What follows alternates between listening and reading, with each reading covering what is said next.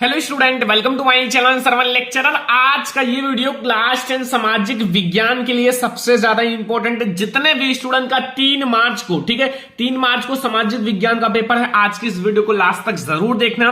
10th सामाजिक विज्ञान, ठीक है, 3 मार्च को आप लोगों का पेपर है सामाजिक विज्ञान का। ये है एक वायरल पेपर जहां से आप लोगों का 70 में से आप 65 मार्क्स पक्का कर सकते हो, ठीक है। अगर आपने इस पेपर को सॉल्व किया, मैं आप लोगों को सॉल्यूशन भी बताऊंगा, ठीक है। जैसे आप लोगों ने इंग्लिश के पेपर में धुआं धुआं कर दिया है, एक भी क्वेश्चन छोड़कर नहीं आए हो, वायरल पेपर में से सारे क्वेश्चंस आते हैं, ठीक है। तो ये सामाजिक विज्ञान का वायरल पेपर है, इसमें से आपके बोर्ड एग्जाम में सारे क्वेश्चंस आएंगे 3 मार्च को, ठीक है। आपके पास 3 घंटे 15 मिनट का समय रहेगा बोर्ड एग्जाम में, और 3 मार्च को आपको यही पेपर देखने को मिलेगा, सोशल साइंस का, एसएसटी का, सामाजिक विज्ञान का। तो आप लोग ये पूरा पेपर ध्यान से देखना। क्या आएगा अभी मैं आपको बताऊंगा, कैसे लिखें, एंड अगर आपको कुछ नहीं आता तो ट्रिक के साथ मैं आपको बताऊंगा। अगर आपने ये पेपर सॉल्व कर लिया, ट्रिक के साथ सब कुछ बताऊंगा क्या करना है, ठीक है, सब कुछ। आप 95% बोर्ड एग्जाम में 4 कराओगे, क्योंकि ये पेपर सबसे ज्यादा वायरल है। तो लास्ट तक देखते रहिए। सामाजिक विज्ञान कक्षा 10, ठीक है, 70 नंबर का पूर्णांक रहेगा, ठीक है। पूर्णांक कितने नंबर का? 70 नंबर का रहेगा। 3 घंटे 15 मिनट का समय रहेगा। 15 मिनट आपको इस प्रश्न पत्र को पढ़ना है ध्यान से, और 3 घंटे आपको इस पेपर को अच्छे से सॉल्व करना है, ठीक है। कुछ सामान्य निर्देश भी दिए हुए हैं। पहला निर्देश है सभी प्रश्न अनिवार्य है, मतलब सभी प्रश्न को करना अनिवार्य है। एंड दूसरा है प्रारंभ के 15 मिनट पश्चाती को प्रश्न पत्र पढ़ने के लिए दिया जाता है, पढ़ने के लिए निर्धारित है, ठीक है। प्रारंभ के जो 15 मिनट है वो प्रसाथी को प्रश्न पत्र पढ़ने के लिए निर्धारित है। तीसरा है यह प्रश्न पत्र 2 खंडों में आ और बा में विभाजित है। एंड खंड आ जो है वो 20 अंक का बहुविकल्पीय प्रश्न है, जिसका आंसर ओएमआर शीट पर देना है। एंड ओएमआर शीट जो आप लोगों का रहेगा, पर आप लोगों को अंकित किए जाने के पश्चात काटे ना, इरेजर, व्हाइटनर, इन सब का प्रयोग ना करें।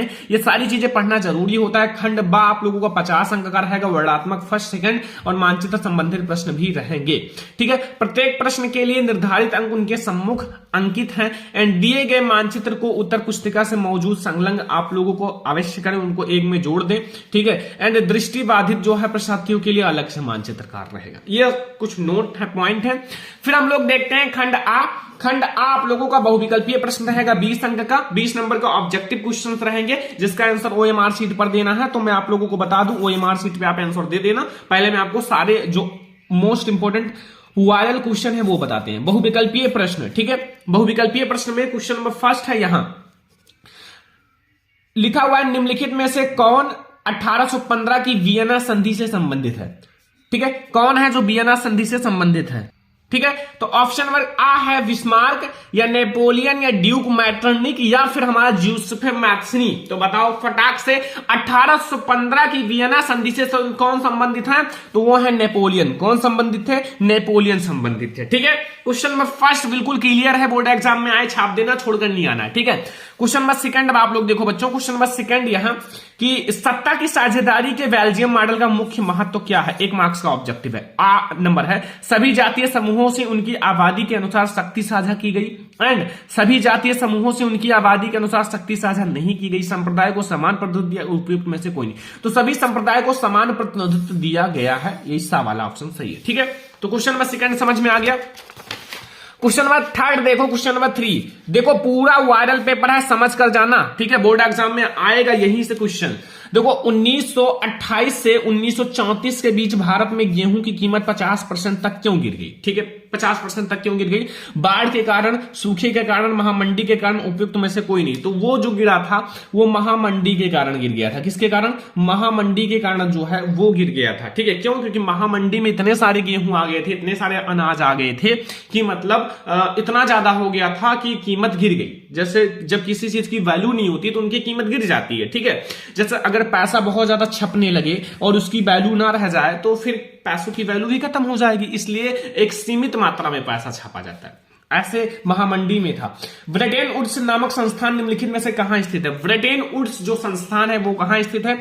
अमेरिका में, यूरोप में, अफ्रीका में, इनमें से कोई नहीं। चलो फटाक से बताओ, कि ब्रेटेन वुड्स नामक संस्थान कहां स्थित है। तो ब्रेटेन वुड्स नामक संस्थान अमेरिका में स्थित है। कहां स्थित है? अमेरिका में। याद रखना ऑप्शन नंबर आ वाला हमारा सही है, अमेरिका। ठीक है, समझ में आया। निम्नलिखित में से कौन सा लक्षण संघीय सरकार से संबंधित नहीं है? मतलब संघीय सरकार से कौन सा लक्षण है जो संबंधित नहीं है? कठोर सरकार, शक्तियों का केंद्रीकरण, संघ एवं राज्यों के मध्य शक्तियों का विभाजन, सर्वोच्च न्यायालय। तो बच्चों जो कठोर सरकार है, कठोर सरकार मतलब कठोर संविधान, ये नहीं होता, कठोर संविधान नहीं होता है। ठीक है, एक अच्छा संविधान होता है, सभी के लिए अच्छा संविधान होता है, कठोर सरकार नहीं होता, कठोर संविधान भी नहीं होता। तो ये हमारा ये नहीं संबंधित है। क्या है? नहीं संबंधित है। अगला देखो क्वेश्चन नंबर 6 है, निम्नलिखित में से कौन सी सामाजिक विभाजन का कारण है? कारण क्या है? 1 मार्क्स का ऑब्जेक्टिव है। ऑप्शन नंबर आ है धर्म या भाषा या आ और बा दोनों या उपयुक्त में से कोई नहीं। तो बच्चों मैं आपको बता दूं सामाजिक विभाजन देखो एक तो हमारा करा जा सकता है किसके द्वारा? धर्म के द्वारा। धर्मों के आधार पर विभाजन किया गया है, देख ही रहे हो। और भाषा के अनुसार भी धर्म का विभाजन किया जा सकता है, मतलब सामाजिक विभाजन किया जा सकता है।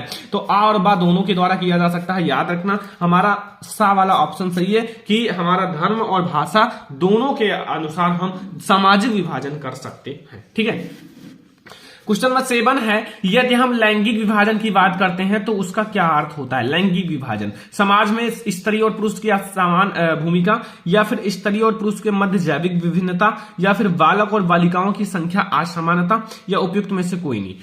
तो बच्चों अगर आपको लैंगिक विभाजन करनी है तो फिर क्या होगा? समाज में स्त्री और पुरुष की असमान भूमिका होगी। ठीक है, मतलब असमान भूमिका, लैंगिक विभाजन की बात करते हैं तो असमान भूमिका होगी। ठीक है, तो ये हो गया हमारा समाज में स्त्री और पुरुषों की असमान भूमिका। ठीक है, समझ में आया ना? आएगा तो बोर्ड एग्जाम में लिख कर आओगे ना, कोई दिक्कत नहीं है। अगला देखो, राष्ट्रवाद का उदय सर्वप्रथम किस देश से हुआ? राष्ट्रवाद का उदय सर्वप्रथम किस देश से हुआ? जर्मनी से, फ्रांस से, इटली से, ब्रिटेन से। तो बच्चों जो राष्ट्रवाद है उसका प्रारंभ कहां से हुआ था? तो ये तो क्वेश्चन सारे बच्चों को पता होगा, अगर नहीं पता है तो कोई दिक्कत नहीं। इनका प्रारंभ हुआ था फ्रांस से। कहां हुआ था? फ्रांस से हुआ था राष्ट्रवाद का प्रारंभ। ठीक है, क्वेश्चन नंबर 8 तक समझ में आ गया ना? अब हम लोग देखते हैं क्वेश्चन नंबर 9। सारा वायरल प्रश्न है और अगर आपने समझ लिया तो बोर्ड एग्जाम में छोड़कर नहीं आओगे। 9 नंबर क्वेश्चन समझो स्टूडेंट, लिखा हुआ ड्यूक मैटरनिक ने हमारी सामाजिक व्यवस्था का सबसे खतरनाक दुश्मन किसको माना? ड्यूक मैटरनिक ने हमारी सामाजिक व्यवस्था का सबसे खतरनाक दुश्मन किसको माना? 1 मार्क्स का ऑब्जेक्टिव है। रूसो को, या काल्विन को, या विक्टर इमेनुअल को, या फिर जोसेफ मैथ्सनी को। तो बच्चों क्वेश्चन नंबर 9 में पूछ रहा है। ठीक है, तो इसमें हमारा जो होगा वो सबसे खतरनाक दुश्मन जो माना था वो जोसेफ मैथ्सनी को माना था। किसको? जोसेफ मैथ्सनी को। ठीक है, ऑप्शन नंबर दा वाला बिल्कुल सही है, Joseph Mazzini is correct option. ठीक है, क्वेश्चन नंबर 10 देखो, लोकतांत्रिक शासन व्यवस्था अन्य व्यवस्थाओं से अच्छी है क्योंकि यह जो लोकतांत्रिक शासन व्यवस्था है वो अन्य व्यवस्थाओं से अच्छी है क्योंकि वह क्या है? नागरिकों में असमानता को बढ़ावा देती है, व्यक्ति की गरिमा को बढ़ावा देती है, या और बा दोनों, या फिर उपयुक्त में से कोई नहीं। तो मैं आपको बता दूं ये क्या है, क्वेश्चन नंबर 10। और इसमें देखो व्यक्ति जो नागरिकों में असमानता को बढ़ावा देती है, एंड सेकंड है व्यक्ति की गरिमा को बढ़ावा देती है। तो आ और बा दोनों हो जाएगा। क्या हो जाएगा? आ और बा दोनों वाला ऑप्शन हमारा सही है। ठीक है, हमारा क्वेश्चन नंबर 10 का आ और बा ऑप्शन सही है। अगला देखो 11 नंबर क्वेश्चन कि मृदा किस प्रकार का प्राकृतिक संसाधन है? जो मृदा है, जो मिट्टी है, ठीक है, सॉइल है, वो किस प्रकार का प्राकृतिक संसाधन है? नवीकरणीय, अनवीकरणीय, जैव संसाधन, स्वाभाविक संसाधन। ठीक है, स्वाभावी। तो बच्चों मैं आपको बता दूं कि जो मृदा है उसको पुनः उत्पन्न किया जा सकता है, तो इसलिए हमारा एक नवीकरणीय संसाधन है। क्या है? एक नवीकरणीय संसाधन है। याद रखना क्या है? एक नवीकरणीय संसाधन है। अगला देखो 12 नंबर क्वेश्चन, निम्नलिखित में से पंजाब में भूमि संकुचन के कारण क्या है? पंजाब में भूमि संकुचन, भूमि निम्नीकरण, इनका कारण क्या है? क्वेश्चन नंबर 12 में पूछ रहा है। गहन खेती, वन उन्मूलन, अधिक सिंचाई, या फिर अति पशुचारण। तो बच्चों मैं आपको बता देता हूं कि पंजाब में जो भूमि संकुचन का मुख्य कारण है वो क्या है? क्वेश्चन नंबर 12 में तो अधिक सिंचाई है। क्या है? अधिक सिंचाई। अधिक सिंचाई है जो पंजाब में भूमि निम्नीकरण का मुख्य कारण है। ठीक है, समझ में आया ना question number 12? Okay, question number 13 देखो, भारत के किस राज्य की शिशु मृत्यु दर निम्नतम है? भारत की किस राज्य की शिशु मृत्यु दर निम्नतम है? केरल का या बिहार का या पंजाब का या हरियाणा का, ठीक है। शिशु मृत्यु दर पूछ रहा है, तो शिशु मृत्यु दर जो है वो केरल का हमारा सबसे निम्नतम है। क्या है? केरल का जो है वो सबसे निम्नतम शिशु मृत्यु दर है। तो ये हमारा क्वेश्चन नंबर 13 है और आपको सारा क्वेश्चन समझ में भी आ रहा होगा, एक भी क्वेश्चन छोड़कर नहीं आना, मैं आपको बता दे रहा हूं। सारा वायरल प्रश्न है, अगर आपने पढ़ लिया तो बोर्ड एग्जाम में आप 70 में 65 छाप कराओगे। देखो पेपर आसान होता। देखो सामाजिक विज्ञान में क्या होता है, ध्यान से समझना, आपको नहीं भी आता है, मान लो नहीं भी आता है तो भी आपको लिख कर आना है। कौन उतना बड़ा लॉन्ग क्वेश्चन याद करता है 3 से 4 पेज? नहीं, कोई नहीं याद करता, मैं खुद नहीं याद किया था इतना बड़ा। क्या होता है कि वहां बनाकर लिखा जाता है। मेरा 87 मार्क्स था 100 में, देखो ध्यान से समझना, लेकिन मैंने लॉन्ग क्वेश्चन को बनाकर लिखा था। सच बता रहा हूं, याद उतना अच्छे से नहीं होता किसी को भी, और फिर भी इतना मार्क्स था। और थोड़ा सा अगर आप मेहनत कर दोगे, हमें क्या पता था कितना आएगा, लेकिन अगर आप थोड़ा सा और मेहनत करोगे तो 90% आपका आसानी से बन जाएगा, थोड़ा सा, ठीक है, ये ध्यान रखना। सार्वजनिक एवं निजी क्षेत्र को किस आधार पर वर्गीकृत किया जाता है? सार्वजनिक जो क्षेत्र होते हैं, निजी क्षेत्र, उनको किस आधार पर वर्गीकृत किया जाता है? रोजगार की परिस्थितियां, आर्थिक क्रिया की प्रकृति, उद्गम का स्वामित्व, किसी उद्गम में काम कर रहे श्रमिकों की संख्या। तो क्वेश्चन नंबर 14 का राइट आंसर होगा उद्गम का स्वामित्व। क्या होगा? उद्गम का स्वामित्व, ठीक है। तो हमारा क्वेश्चन नंबर 14 का सा वाला ऑप्शन सही है कि उद्गम का स्वामित्व जो होगा वो बिल्कुल सही है। अगला क्वेश्चन 15 नंबर क्वेश्चन देखो। अगला, भूक्षरण से क्या तात्पर्य है? भूक्षरण का मतलब होता है भूमि का क्षरण होना। तो इसका मतलब होता है कि भूमि अनुपजाऊ या भूमि दलदली होना, या भूमि का उपजाऊ होना, या भूमि योजनाबद्ध उपयोग। तो भूमि का अनुपजाऊ होना, अनुपजाऊ का मतलब होता है भूमि का क्षरण होना, ठीक है। समझ में आ गया ना? क्वेश्चन नंबर 16 देखो, गोंडवाना कोयला का जमाव किस क्षेत्र में नहीं पाया जाता? जो गोंडवाना कोयला का जमाव है वो किस क्षेत्र में नहीं पाया जाता? दामोदर घाटी, सोन घाटी, महानदी घाटी, या फिर चंबल घाटी। तो क्वेश्चन नंबर 16 का कौन सा राइट आंसर होगा? चंबल घाटी। क्या होगा? चंबल घाटी जो है वो राइट आंसर है, यहां नहीं पाया जाता है क्या? गोंडवाना कोयला का जमाव, ठीक है। समझ में आ रहा ना सारा क्वेश्चन? देखो सारे क्वेश्चंस आपको याद करना पड़ेगा, थोड़ा सा मेहनत करना पड़ेगा। अगर एक बार में ना समझ में आए, वीडियो को दोबारा देखो तो याद हो जाएगा, ठीक है। अगला देखो, भूमिहीन ग्रामीण मजदूरों के लिए सबसे अधिक उपयुक्त विकास का लक्ष्य कौन सा है? उपज में ज्यादा समर्थन मूल्य, या वह अपने बच्चों को विदेश में बसा सकते हैं? अधिक मजदूरी उत्पन्न। तो उपज का ज्यादा समर्थन नहीं होगा, जब उनके पास भूमिहीन है तो उपज कहां होगा? और वे अपने बच्चों को विदेश में कहां बसा पाएंगे भाई, जब उनके पास खाने के लिए नहीं है? तो अधिक मजदूरी उनको चाहिए। क्या चाहिए? अधिक मजदूरी चाहिए, ताकि वो मजदूरी करके ज्यादा से ज्यादा कमा सकें और अपने कार्य को कर सकें आसानी से। क्वेश्चन नंबर 18 देखो, निम्नलिखित में से कौन सा व्यापार अवरोधकों को लक्षण नहीं है? अवरोधकों का लक्षण नहीं है। सरकार विदेश व्यापार को नियमित करने के लिए व्यापार अवरोधकों का प्रयोग कर सकती है। सरकार यह निर्णय ले सकती है कि देश के किस राज्य की वस्तुएं कितनी मात्रा में अनियमित होनी चाहिए। विश्व व्यापार संगठन व्यापार अवरोधकों को बढ़ावा देता है। ये वाला ऑप्शन हमारा सही हो जाएगा, सा वाला ऑप्शन सही है, ठीक है। अगला क्वेश्चन देखो 19 नंबर, निम्नलिखित में से कौन सा परंपरागत ऊर्जा का स्रोत नहीं है? परंपरागत ऊर्जा का स्रोत नहीं है। कोयला या भूतापीय ऊर्जा या और दोनों या उपयुक्त में से कोई नहीं। तो बच्चों जो परंपरागत ऊर्जा है का नहीं है, मतलब परंपरागत ऊर्जा नहीं है ये बताना है, ठीक है। तो वो हमारा है भूतापीय ऊर्जा। कौन सा है? भूतापीय ऊर्जा। क्वेश्चन 19 तक समझ में आ गया ना? देखो बोर्ड एग्जाम में आएगा यही सही क्वेश्चन, अगर आपने पढ़ लिया तो अच्छी बात है। और आप लोगों के लिए मैराथन वीडियो भी आने वाला है, तो आप लोग चैनल को सब्सक्राइब करके रखो, एक भी वीडियो छोड़ना नहीं है। क्वेश्चन नंबर 20 देखो, वैश्वीकरण का बहुराष्ट्रीय कंपनियों के निवेश पर क्या प्रभाव पड़ा? बहुराष्ट्रीय कंपनियों के निवेश में वृद्धि हुई। बहुराष्ट्रीय कंपनियां जो हैं द्वारा भारत के विदेशी व्यापार के अधिकांश भाग पर नियंत्रण, या बहुराष्ट्रीय कंपनियों के आगमन से लोगों की आर्थिक स्थिति सुधरने, या उपयुक्त में से सभी।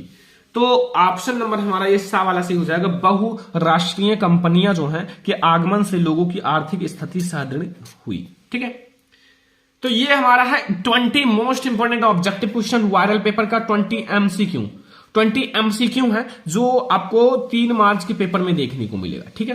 तैयार कर लो बोर्ड एग्जाम के लिए, ठीक है, विश्वास करो और तैयार करो। तो चलो अब हम लोग देखते हैं जो आपके और भी क्वेश्चन हैं। ऑब्जेक्टिव तो हो गया, अब आपका वर्णनात्मक प्रश्न देखते हैं। तो स्टूडेंट अब हमारा आता है खंड बा। खंड बा जो है वो आपको 50 अंक का मिलेगा, ठीक है। 50 अंक का मतलब है इसको आपको लिख लिख कर करना है, लिखना है। कॉपी दिया जाएगा बढ़िया सा सुंदर सा, और उसमें आप सबसे पहले ऊपर प्रश्नोत्तर संख्या डाल देना, फिर अंडरलाइन कर लेना, लिखना शुरू कर देना, ठीक है। अब आप बात को समझो। वर्णात्मक प्रश्न फर्स्ट है, उत्तर लगभग 80 शब्दों में देना है। पहला, प्रथम विश्व युद्ध के पश्चात होने वाले महामंडी के कारणों की समीक्षा कीजिए, ठीक है। 4 नंबर का, ठीक है, 4 नंबर का ये है। अगर 8वां बात की जाए, देखो अगर आप लोगों को इसका भी सॉल्यूशन चाहिए, देखो बच्चों मैं आपको बता दूं समय बहुत कम है, 1 दिन का समय दिया है बोर्ड एग्जाम ने, तो अगर आप लोगों को इसका सॉल्यूशन चाहिए तो फटाफट से ज्यादा बच्चे कमेंट कर दो, पार्ट 2 आ जाएगा। लेकिन देखो बच्चों आपको ज्यादा से ज्यादा कमेंट करना होगा, क्योंकि इसके लिए मेहनत करना पड़ेगा बहुत ज्यादा। और आप लोग अगर पार्ट 2 चाहिए तो कमेंट कर देना। वैसे आप इसे सर्च करके भी पढ़ सकते हो, आपके बुक में है, ठीक है। तो कोई दिक्कत नहीं, अगर आप लोग कहोगे तो मैं करने के लिए तैयार हूं। अथवा आप इसे करो 1928 से 1934 के मध्य होने वाले महामंडी का भारतीय अर्थव्यवस्था पर पड़ने वाले प्रभाव की समीक्षा कीजिए। अब मैं आपको एक पॉइंट बताता हूं। अब यहां से एक बात समझ लेना कि महामंडी का क्वेश्चन आएगा, ये 100% समझ लेना। महामंडी से रिलेटेड क्वेश्चन 100% आएंगे, ठीक है, आएंगे। तो आप लोग महामंडी से रिलेटेड क्वेश्चन याद कर लेना। 4 नंबर का एक ना एक क्वेश्चन जरूर आएगा, तो याद कर लो बच्चों, क्योंकि महामंडी इंपॉर्टेंट है आपके बोर्ड एग्जाम के लिए। अब देखो अगला, सत्ता की साझेदारी लोकतंत्र की आत्मा है, इस कथन का विवेचना कीजिए। 4 नंबर का, सत्ता की जो साझेदारी है वो लोकतंत्र की आत्मा है। अगर ये नहीं आता तो ये करो, जाति एवं राजनीति एवं राजनीति में जाति की भूमिका क्या है। देखो जाति में राजनीति और राजनीति में जाति की भूमिका की विवेचना करनी है। अब देखो 4 नंबर पाने के लिए आपको कम से कम 2 पेजेस लिखना होगा बोर्ड एग्जाम में, 2 पेज। अगर आपको 1 पेज आता है, 1 पेज नहीं आता, बनाकर लिखो। मैं आपको बता दूं, सामाजिक विज्ञान में ज्यादा से ज्यादा नंबर लाने का मतलब है कि क्वेश्चन को अच्छे से, अपने आप को अच्छे से प्रेजेंट करना। क्वेश्चन है, आप उसको कितना अच्छा सजा कर लिखते हो।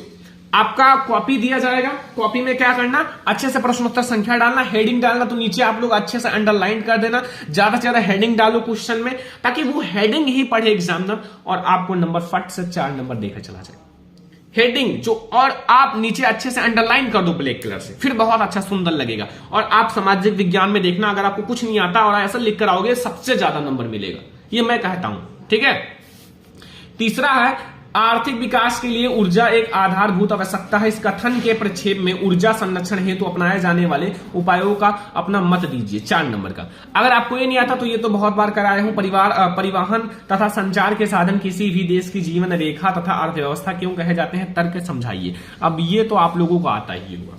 परिवहन के बारे में लिखो, संचार साधन के बारे में लिखो, बस। परिवहन वैसे भी जानते हो, सड़क जो होता है, परिवहन जो होता है, कड़ी होता है जिसके द्वारा हम सामानों को ले जाते हैं, हम भी आते जाते हैं, अपने कार्यों को करते हैं। बहुत सारा चीजें लिख सकते हो, 1-2 पेज में आप लिख सकते हो, क्योंकि आप इससे परिचित हो। जिस चीज से आप परिचित हो उसके बारे में ना जानो तो फिर बेकार है, ठीक है, पढ़ना। अगला देखो, अब 4 नंबर का है, देखो बहुराष्ट्रीय कंपनियां अपने जो उत्पाद होता है, प्रोडक्ट की उत्पाद लागत कम बनाए रखने के लिए किस प्रकार के प्रबंध करती हैं, विवेचना कीजिए। 4 नंबर का, 4 नंबर का ये भी क्वेश्चन है।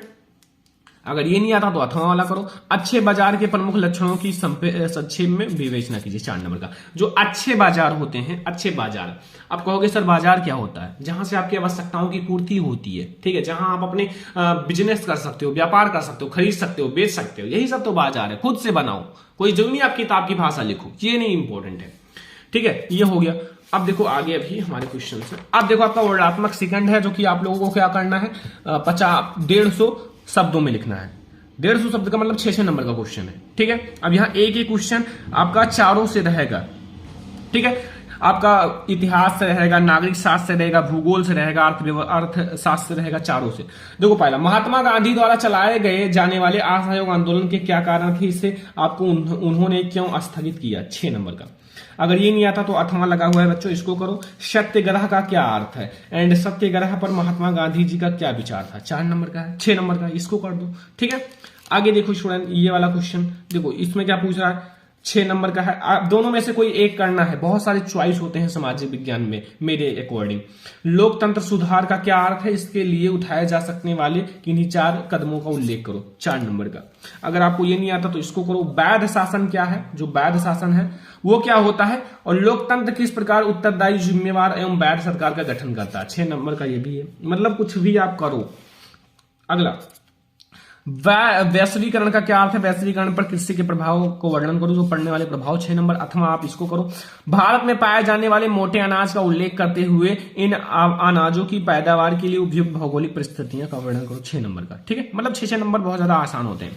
देखो, असंगठित क्षेत्र के श्रमिक सामाजिक भेदभाव के शिकार हैं, क्या आप इस कथन का सहमत हैं? आपको अच्छे से उत्तर देना, 6 नंबर। अगर ये नहीं आता तो ये करो। मानव विकास सूचांक क्या है, और मानव विकास नापने के लिए मूलभूत अवयव का वर्णन करो। ठीक है, मतलब ये 6 नंबर का क्वेश्चन है। 1 क्वेश्चन 2 3 4 क्वेश्चन रहेंगे, और 4 × 6 यानी कि 24 नंबर का, 24 नंबर का केवल आपका लॉन्ग क्वेश्चन ही रहेगा।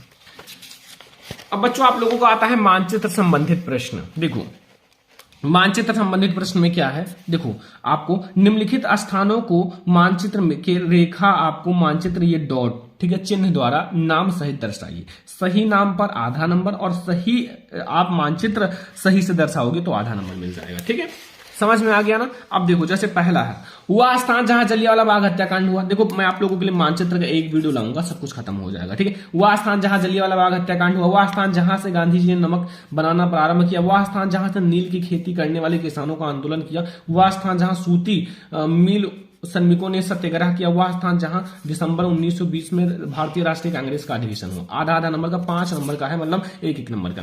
अब जो दृष्टिबाधित है उनको मानचित्र का प्रयोग नहीं करना है, सेम ही क्वेश्चन है। वह स्थान जहां जलियांवाला बाग हत्याकांड हुआ, सेम ही 5 क्वेश्चन रहेंगे, लेकिन मानचित्र का प्रयोग नहीं करना है। ठीक है, मानचित्र का प्रयोग नहीं करना है।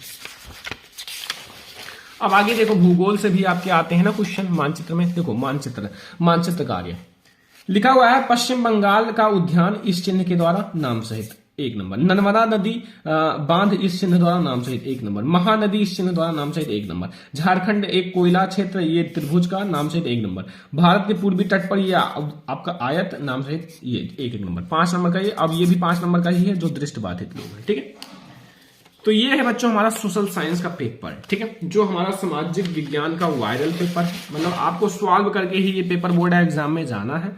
और अगर आपने ये सामाजिक विज्ञान का पेपर सॉल्व कर लिया ना, तो 3 मार्च के पेपर में आप धुआं उड़ा कर आओगे, एक भी नंबर छोड़कर नहीं आओगे। ठीक है, ये मैं वादा करता हूं। तो आज का ये वीडियो पहले लाइक कर दो, और मैराथन वीडियो चाहिए तो कमेंट कर देना। ठीक है, पार्ट 2 चाहिए तो कमेंट कर देना। चलो, हम लोग मिलते हैं ऐसे ही नेक्स्ट इंपोर्टेंट वीडियो में। लेकिन चैनल को सब्सक्राइब कर दो, लाइक कर दो। चलो, मिलते हैं नेक्स्ट इंपोर्टेंट वीडियो में, तब तक के लिए धन्यवाद।